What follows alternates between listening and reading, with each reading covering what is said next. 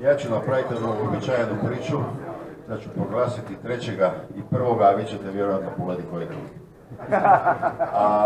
Naravno, ovo nije fraza, ali stvarno prvi ima 157,60, drugi ima 147,90, a treći ima 146,38.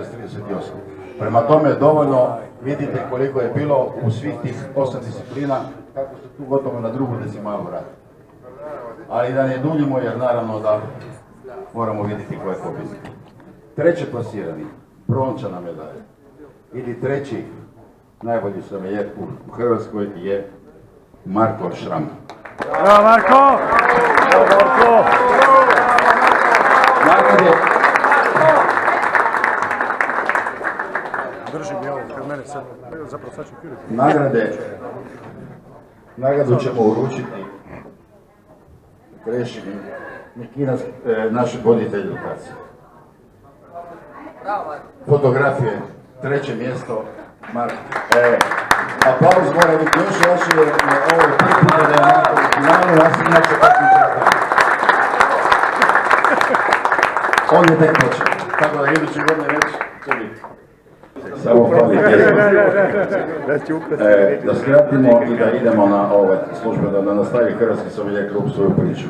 Najbolji sommelier 2017. godine je Siniša Lasan.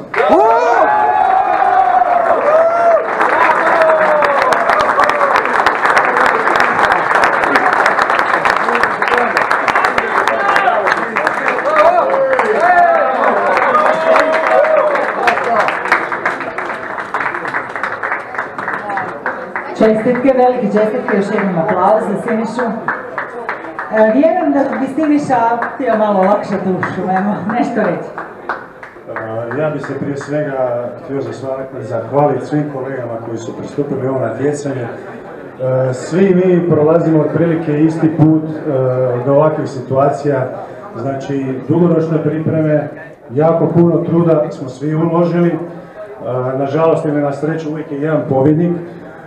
S obzirom da moj veliki prijatelj Filip Savić, ja se nadam da se neće naljutiti što sam ja pobjedio, moram ja jedanput pobijediti njega, tako da pozivam i njega da dođe, jer svi smo mi pobjednici na kraju krajeva. Hvala lijepo.